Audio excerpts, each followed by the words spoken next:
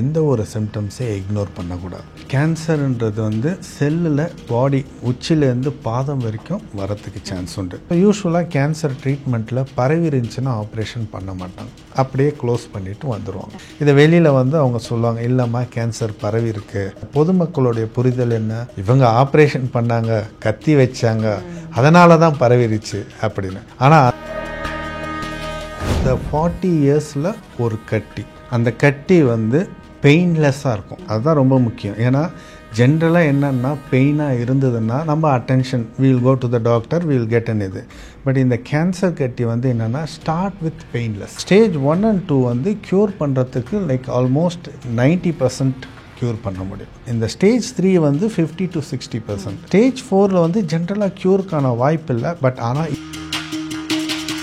இந்த ரோபோ வந்ததுக்கப்புறம் that makes very easy. அந்த ரோபோவோட கேமரா வந்து எவ்வளோ டெப்த்தில் ஒன்றாலும் கீழே வரைக்கும் போகும். ஆர்ம்ஸ்ன்னு சொல்லுவாங்க, 4 ஆர்ம் மாதிரி ரோபோ ஆர்ம், நம்ம கை மாதிரி ரோபோ கை, அதை வந்து பேஷண்ட்டோட கனெக்ட் பண்ணி விடுவாங்க. இன்னொன்று அந்த கன்சோல்னு சொல்லுவாங்க. அந்த கன்சோல் தான் எங்களை மாதிரி சர்ஜன் கிட்ட கண்ட்ரோல் இருக்கும். இப்போ நான் அதை வெட்டணும், நான் இங்கே வெட்டினேன்னா ரோபோ அங்கே வெட்டும். You control it. Yeah, fully control. அது தானாக பண்ணவே பண்ணாது. நீங்கள் ஒரு 30-40 வருஷத்துக்கு முன்னாடி கேன்சர் பேஷண்ட்டுக்கு ஒரு ஸ்கேன் கூட கிடையாது. ரோபோ வரத்துக்கு முன்னாடி 100-10 பேருக்கு தான் ஆப்ரேஷன் பண்ணுவாங்க. இப்போ இட் இஸ் உல்டா, 90% வந்து சர்ஜரி.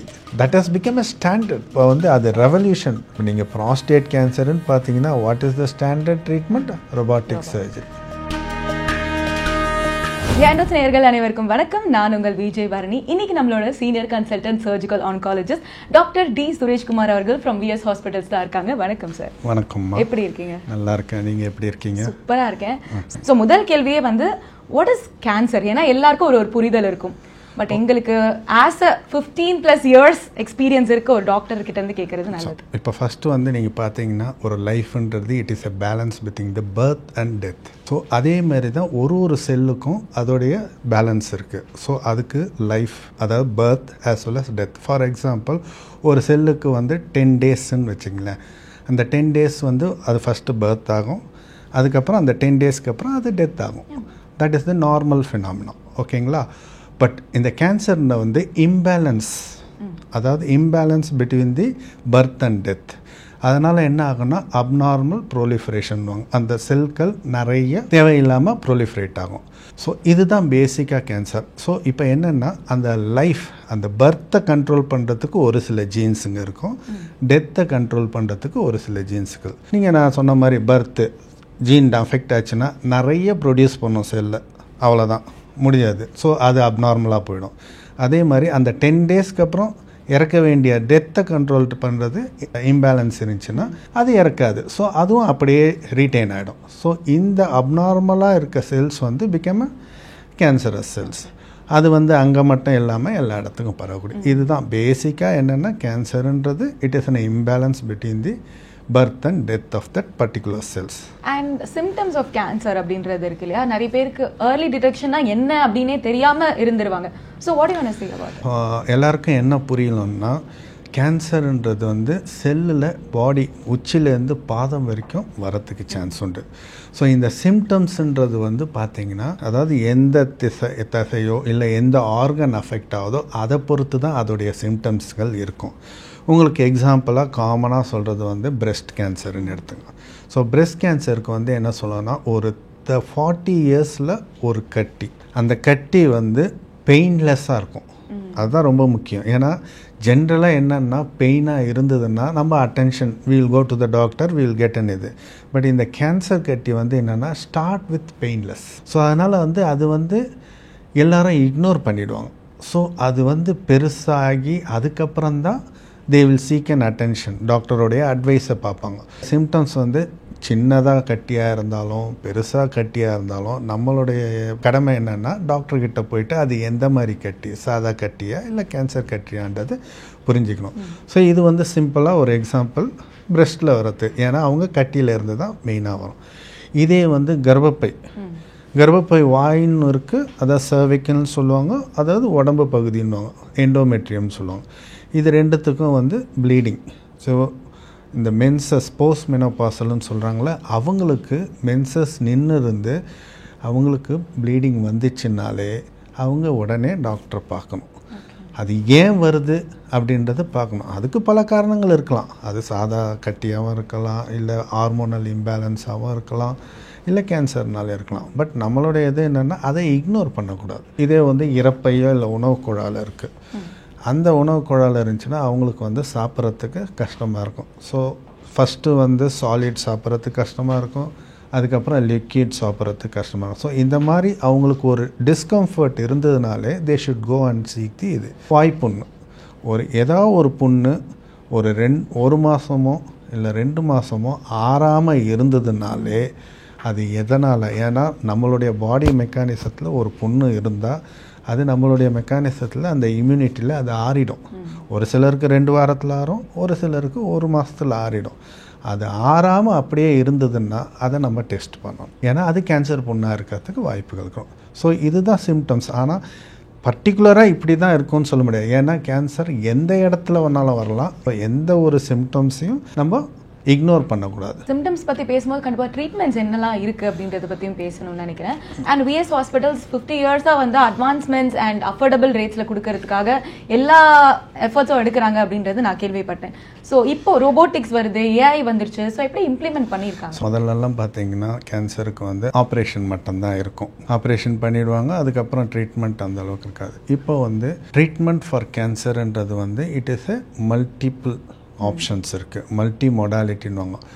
சர்ஜரியும் ஒரு பார்ட் இருக்குது, கீமோதெரப்பியும் இருக்குது, ரேடியேஷனும் இருக்குது, அதுக்குள்ள டார்கெட்டட், அந்த மாதிரி பல வகைகள் இப்போ அட்வான்ஸ்மெண்ட்டில் இருக்குது.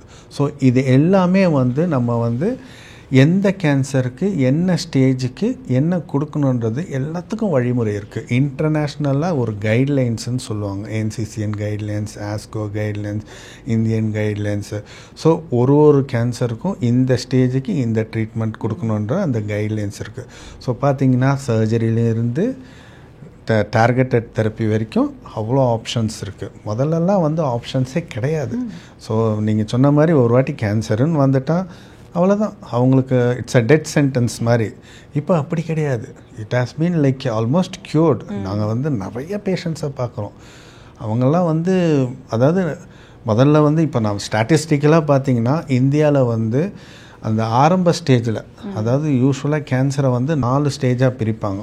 இந்த ஸ்டேஜ் 1 அண்ட் ஸ்டேஜ் 2ன்றது வந்து ஆரம்ப ஸ்டேஜ், ஸ்டேஜ் 3ன்றது வந்து லோக்கலி அட்வான்ஸ்டு, ஸ்டேஜ் 4ன்றது வந்து மெட்டாஸ்டேசிஸ். இப்போ ஸ்டேஜ் 1 and 2 வந்து க்யூர் பண்ணுறதுக்கு லைக் ஆல்மோஸ்ட் 90% க்யூர் பண்ண முடியும். இந்த ஸ்டேஜ் 3 வந்து 50 to 60%. ஸ்டேஜ் 4ல் வந்து ஜென்ரலாக க்யூருக்கான வாய்ப்பு இல்லை. பட் ஆனால் இப்போ உள்ள அட்வான்ஸ் ட்ரீட்மெண்ட்டில் நம்ம வந்து நல்லா கண்ட்ரோல் பண்ணலாம். லைக் ஒரு சிலரெல்லாம் வந்து 5 வருஷம் 8 வருஷம் கூட நம்ம கண்ட்ரோல் பண்ண முடியும். விச் வாஸ் இனிஷியலி ஒன்றுமே பண்ண முடியாது. ஸ்டேஜ் 4னாலே அவ்வளோதான் அப்படின்றது. ஸோ அந்த மாதிரிலாம் இல்லாமல் இப்போ வந்து ட்ரீட்மெண்ட் ஆப்ஷன் நிறைய இருக்குது. ஸ்டேஜ் வைஸ் பார்த்திங்கன்னா நமக்கு நிறைய அட்வான்ஸ்மெண்ட் இருக்குது.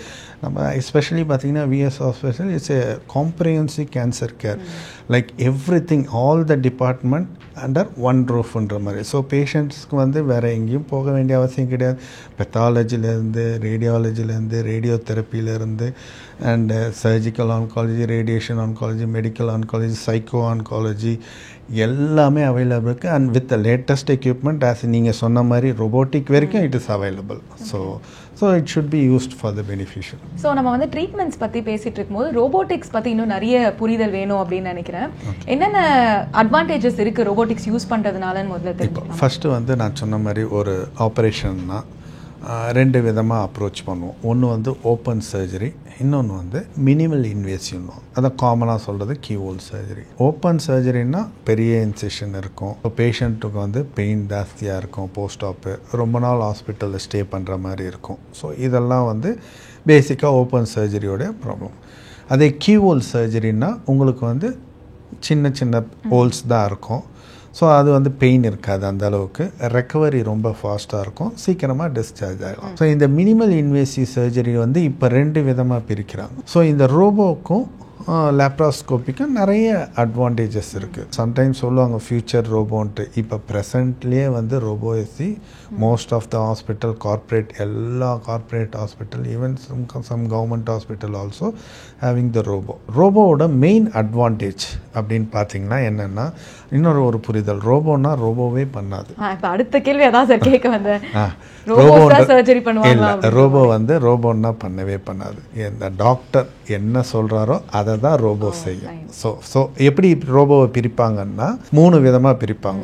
ஸோ ஒன்று வந்து பேஷண்ட் கார்ட்டுன்னு சொல்லுவாங்க. பேஷண்ட் கார்ட்னா பேஷண்ட் பக்கத்தில் வந்து அந்த ஆர்ம்ஸ்ன்னு சொல்லுவாங்க, 4 ஆர்ம் மாதிரி ரோபோ ஆர்ம், நம்ம கை மாதிரி ரோபோ கை, அதை வந்து பேஷண்ட்டோட கனெக்ட் பண்ணி விடுவாங்க. இன்னொன்று அந்த விஷன், நம்ம பார்க்குறது உள்ளே எப்படி இருக்கோ அந்த விஷன். இன்னொன்று அந்த கன்சோல்னு சொல்லுவாங்க. அந்த கன்சோல் தான் எங்களை மாதிரி சர்ஜன் கிட்ட கண்ட்ரோல் இருக்கும். ஸோ அந்த கன்சோலில் நம்ம வந்து என்ன பண்ணணும்னு நினைக்கிறோமோ அதை பண்ணோம்னா அந்த ரோபோ அங்கே ரிஃப்ளெக்ட் பண்ணும். இப்போ நான் அதை வெட்டணும், நான் இங்கே வெட்டினேன்னா ரோபோ அங்கே வெட்டும். Fully control. அது தானாக பண்ணவே பண்ணாது. ரோபோ வந்து இப்போதைக்கு, ஆனால் அது ஃப்யூச்சரில் ஏஐயில் வரலாம். பட் இப்போ உள்ள ரோபோ வந்து நீங்கள் என்ன சொல்கிறீங்களோ அது மட்டும்தான் பண்ணும். ஸோ அதனால் வந்து சர்ஜனுடைய ரோல் தான் அது என்னென்னா சர்ஜன் தான் பண்ணுவாங்க. பட் இன்ஸ்டெட் ஆஃப் சர்ஜன் அங்கே பேஷண்ட் பக்கத்தில் இருந்து பண்ணுறதுக்கு பதில், இப்போ நான் இங்கே எப்படி ரிலாக்ஸ்டாக உட்காந்துட்டு இருக்கேன்ல, அந்த மாதிரி ஒரு கன்சோலில் ரிலாக்ஸ்டாக உட்காந்துட்டு நான் ஐ கேன் ஆப்ரேட். ஸோ எனக்கு பதில் அங்கே ரோபோ பண்ணும். பட் நான் என்ன பண்ண சொல்கிறேனோ அதுதான் பண்ணும். இதுதான் வந்து ரோபோட்டிக் சர்ஜரி. பட் இதோடைய மெயின் அட்வான்டேஜ் என்னென்னா, இப்போ நமக்கு ஓப்பன் இல்லை சரின்னா ஒரு சில இடத்துல, ஃபார் எக்ஸாம்பிள் சர்ஜன்ஸ்க்கு வந்து ஒரு சில இடம் பெல்விஸ்ன்னு சொல்லுவாங்க, அதாவது டீப்பாக இருக்கும். அந்த இடத்துல வந்து நம்மளால் சர்ஜரி பண்ணுறது ரொம்ப டிஃபிகல்ட்டாக இருக்கும். It's a very difficult task. இந்த ரோபோ வந்ததுக்கப்புறம் தட் மேக்ஸ் வெரி ஈஸி. ஏன்னா அந்த ரோபோவோட கேமரா வந்து எவ்வளோ டெப்த்தில் ஒன்றாலும் கீழே வரைக்கும் போகும், சரிங்களா? அதே ஒழி நம்மளுடைய ஹார்ம் கூட ஒரு இந்த டிகிரி தான் சொல்ல முடியும், ஒரு 360 தான். ஆனால் அதுக்கு மேலேயே சுற்றும். ஸோ அதனால் வந்து உங்களுடைய அந்த இன்ஸ்ட்ருமெண்ட் மேனிப்புலேஷன்லாம் ரொம்ப இதுவாக இருக்கும். அப்புறம் அந்த மேக்னிஃபிகேஷன்ஸ் வந்து ஒரு 10 to 15 டைம்ஸ் வந்து ஸோ அந்த ஒரு பொருள் சின்னதாக இருக்கிறது நமக்கு தெரிகிறப்போ தெளிவாக இருக்கும். ஆப்ரேஷன் பண்ணுறது இந்த இடத்துல நம்ம என்ன பண்ணணும் அப்படின்றது அதை வந்து ப்ரிசைஸாக இருப்பணும். ஸோ இதெல்லாம் தான் ரொம்ப bigger advantage. And more over இன்னொரு ஒரு முக்கியமான இது என்னென்னா, ஆன்காலஜியை பொறுத்த வரைக்கும், அதாவது கேன்சர் சர்ஜரியை பொறுத்த வரைக்கும் நாங்கள் வந்து ஒரு சர்ஜரியும் வந்து இது ரோபோவில் பண்ணலாமா லேப்பில் பண்ணலாமான்றது வந்து நம்மளாம் டெசிஷன் எடுக்க முடியாது. எவிடன்ஸுன்னு சொல்லுவாங்க. ஏன்னா இப்போது ஃபார் எக்ஸாம்பிள் ஒரு சாதா கட்டி அப்படி இருக்குன்னா அந்த கட்டியை எடுக்கிறது முடியுமா முடியாதா அப்படின்றது தான் அதோடைய அவுட்கம் பார்ப்போம். ஸோ அது பண்ணிட்டு போயிடலாம், முடியுமா முடியாதா, ரோபோவில் பண்ண முடியுமா முடியாதா. ஆனால் கேன்சர் வந்து அப்படி கிடையாது. ஃபஸ்ட்டு பண்ண முடியுமா, அது ஒன்று. இன்னொன்று குவாலிட்டி ஆஃப் சர்ஜரின்னா அது எப்படி உங்களுக்கு சொல்கிறேன்னா, எல்லாத்துக்கும் ஒரு வழிமுறை இருக்குது. கேன்சர் பேஷண்ட்னால் நெறிக்கெட்டல் ஒரு கட்டிக்கும் இவ்வளோ எடுக்கணுன்ட்டு இருக்குது. ஒரு 15, இப்போ பிரெஸ்ட்டுக்குன்னா ஒரு 15 லிம்ஃப் நோட்ஸ் எடுக்கணும். கர்ப்பப்பைக்குன்னா 2 சைடும் 6 இருக்கும். ஸோ இந்த மாதிரி ஒரு ஸ்டாண்டர்ட் வச்சுருப்பாங்க.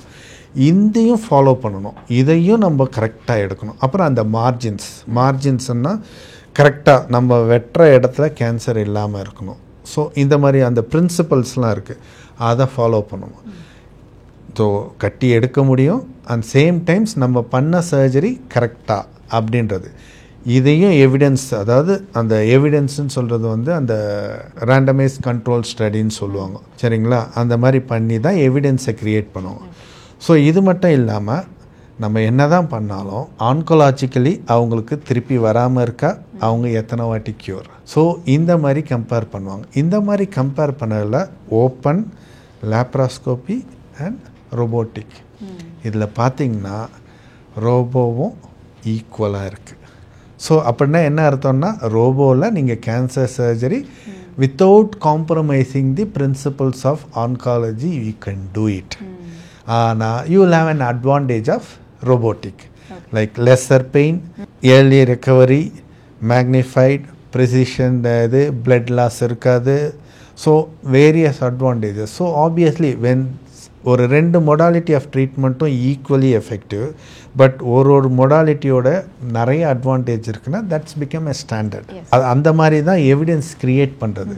அந்த எவிடன்ஸில் இப்போ present எராவில் robotic has become a standard of care for most of the cancer patients. So what is the biggest advantage in oncology? நீங்கள் சொல்ல மாதிரி ட்ரெடிஷ்னல் அண்ட் robotic outcomes வரும்போது எந்த அளவுக்கு அது உங்கள் ஆன்காலஜி டிபார்ட்மெண்ட்டுக்கு அது ஒரு பெஸ்ட் இதாக இருக்குன்னு நீங்கள் பெஸ்ட் என்னென்னா நான் சொன்ன மாதிரி இப்போ ஒரு எக்ஸாம்பிள் சொல்லணும்னா ப்ராஸ்டேட்.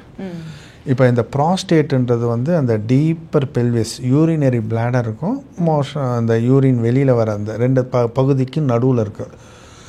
இது வந்து நம்ம ஓப்பன் ஆப்ரேஷன் பண்ணுறது வந்து சாத்தியமே கிடையாது, புரியுதுங்களா?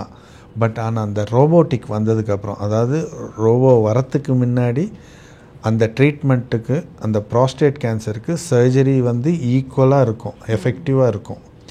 ஆனால் நம்ம பண்ண முடியாது, ஏன்னா இட்ஸ் வெரி டிஃபிகல்ட். அதனால் வந்து ரோபோ வரத்துக்கு முன்னாடி 110 பேருக்கு தான் ஆப்ரேஷன் பண்ணுவாங்க. இப்போ இட் இஸ் உல்டா, 90% வந்து surgery. That has become a standard. இதுதான் மெயின் அட்வான்டேஜ். ஏன்னா இந்த ரோபோட்டிக் அந்த ப்ராஸ்டேட்டுக்கு பார்த்தீங்கன்னா அந்த நர்வ்ஸை ப்ரிசர்வ் பண்ணும். ஏன்னா இப்போ நீங்கள் அந்த நர்வ்ஸை ப்ரிசர்வ் பண்ணலன்னா என்ன ஆகும்னா அவரால் யூரின் கண்ட்ரோல் பண்ண முடியாது. இது ஓப்பன் சர்ஜரியில் கூட டிஃபிகல்ட்டி. ஏன்னா நேக்கட் ஐயில் வந்து நீங்கள் அந்த நர்வ்ஸை பார்த்து ப்ரிசர்வ் பண்ணுறீங்கன்னா ரீச் பண்ணுறதே உங்களுக்கு கஷ்டம். அதில் இதெல்லாம் பார்த்து பண்ணுறது வந்து ஓப்பன் சர்ஜரி வந்து இப்போ ஆல்மோஸ்ட் ஓப்பன் ப்ராஸ்டேட்ன்றது பண்ணுறதே கிடையாது கேன்சருக்கு. ஒன்லி ரோபோ தான். அதுதான் மெயினான அட்வான்டேஜ், சரிங்களா? ஸோ இப்போ வந்து அது ரெவல்யூஷன். இப்போ நீங்கள் ப்ராஸ்டேட் கேன்சருன்னு பார்த்தீங்கன்னா what is the standard treatment? Robotic surgery. Robotic prostate is the standard. Patient fit ஆகுதுங்களுக்கு தான் ரேடியேஷன். முதல்ல 10% ட்ரீட்மெண்ட் எடுத்துகிட்டு இருந்தவங்க இப்போ 90%. ஸோ அதுதான் வந்து robotic has changed the lot of treatment option. So robotics treatment symptoms என்ன பேசினாலும் கேன்சர் பற்றின புரிதல் வந்து பொதுமக்களுக்கு இன்னும் அதிகமாக தேவைப்படுதுன்னு நினைக்கிறேன். ஏன்னா நிறைய பேர் நிறைய மித்ஸை பிலீவ் பண்ணிட்டு இருக்காங்க. ஸோ எது ஃபேக்ட் எது மித் அப்படின்றது நீங்கள் சொன்னீங்கன்னா நான் இது வந்து எங்களுடைய கிளினிக்கல் ப்ராக்டிஸில் ரொம்ப காமனாக இது பண்ணுறது. பேசிக்காக ஒரே ஒரு பாயிண்ட் என்னன்னா, இந்த கத்தி பட்டா கேன்சர் பரவிடுன்ற இந்த மித்தை வந்து எங்களால் வந்து அவங்களுக்கு புரிய வைக்கிறதே இல்லை. ஃபர்ஸ்ட் ஆஃப் ஆல் அவங்க புரிஞ்சிக்க வேண்டியது என்னென்னா, அவங்க சொல்கிறதுக்கு காரணங்கள் இருக்குது. ஆனால் அந்த காரணங்கள் வந்து இப்போ வந்து இதெல்லாம் வந்து அவங்களுக்கு யார் சொல்லியிருக்காங்களோ அவங்களுடைய முன்னோர்கள் இந்த sense grandfather or father ஒரு 40 வருஷத்துக்கு முன்னாடி. ஏன் இதை நான் இங்கே சொல்ல வரேன்னா, நீங்கள் ஒரு 30-40 வருஷத்துக்கு முன்னாடி கேன்சர் பேஷண்ட்டுக்கு ஒரு ஸ்கேன் கூட கிடையாது, சரிங்களா?